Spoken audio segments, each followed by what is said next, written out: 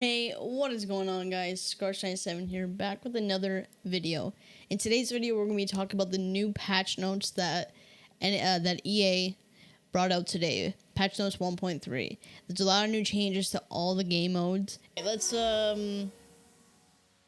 let's go to display capture. So as you can see, these are the NHL patch notes 1.3. So they have a few fixes between each game mode in the game. So let's start off with general. So they have fixes to cases where tripping penalties were being missed. My bad. Updated dive box animations to be more flush to the ice. Fix for users being forced out of the vision control while receiving a manual saucer pass. Fix the case where one-timers from specific pass angles were weaker than expected. Fix the case where players were not being called for a goalie interference when hitting the goaltender after taking a shot. That's happened so many times. I'm glad that they fixed that. Then various desync fixes. Goalies, they fixed the case where the puck would go through the goalie's stick. I've seen that as well. Fixed an issue where goalies were auto-covering the puck through the net when on the post. That was a huge issue. That was happening a lot. I lost a lot of goals because of that. They fixed the AI where a case where the AI would get stuck behind the net during a breakout. Improved situation where defensive AI players would lose their assignments off a face-off tie-up loss. Fixing an issue where defenders would skate away from the play if their target went for a line change. That has happened multiple times. It still happens to me with forwards.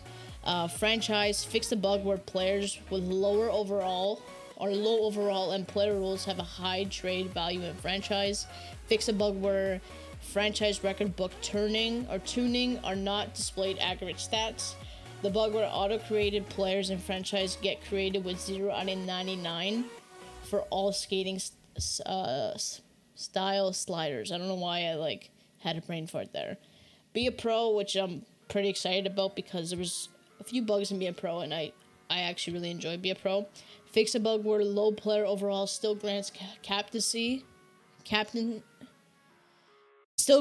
captain in the Sono sophomore year. My bad.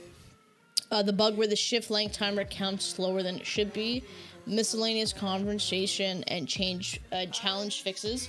The challenges that weren't being accomplished even though you finished them were pretty annoying. But they added a max average ping setting to HUD online game modes, which can be used to reduce or increase the maximum average ping you'll matchmake with. So if you see over here, they actually have the ping restriction. So it says, we'd like to share some news with you regarding matchmaking changes. We're matchmaking in Hockey Ultimate Team. One of the biggest pieces of feedback we've received is most players are willing to wait longer to be put in their most optimized server, and the ability for players to dodge playing other users is an issue, especially in the competitive modes with HUT, so rivals and champs, because there's basically only game modes beside HUT Rush and squad battles.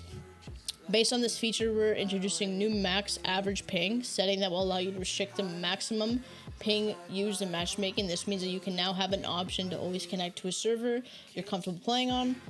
At the team setup screen, you'll be able to select between 20 ms to 100 ms or set any for no ping restriction during the matchmaking. Your max average ping will not restrict you from finding a match on your most optimal server. For example, if you receive 25 ms ping or 25 ping to your closest server, but set to your max average ping to 20 ms, you'll still be able to play matches on that server at 25 ping. Adding this function allows to address other key concern, which is match dodging. So basically, when people don't skip at the beginning and they just pause the game, check their network, and dip out of the game. Currently, you have the option, So that was huge in basically HUT Rivals and Champs, because no one really cared in HUT Rush because all those games are short. But basically, it should be a lot easier for players to actually find matches without backing out now. Then they also added the ability to hide the impact of teams. Hold on, let me just move my chat. They added the ability to hide the impact team synergies from other players in the player information screen. Hub Rush events using players from your own HUD collection will now pre-populate your team by automatically picking your highest rated players available. So still be able to make changes before confirming your team for the event. Fixed an issue where quick swap wasn't available to add locked players to power play or penalty kill in Hut Rush 5v5.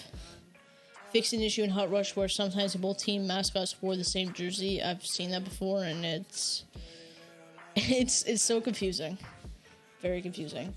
In the World of Chell, they added a ticker state system with the World of Chell hub to better showcase your career stats, club stats, player rank, club final results, and you can click on those stats to bring up your on a summary screen. God, I can't talk today.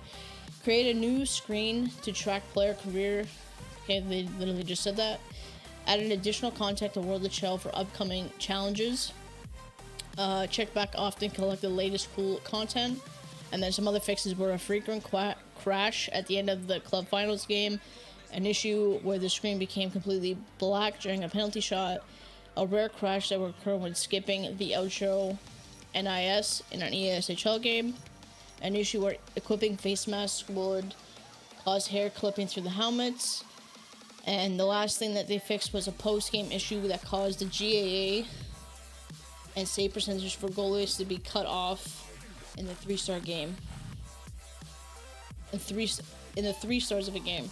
God, I can read and talk tonight. That's basically it.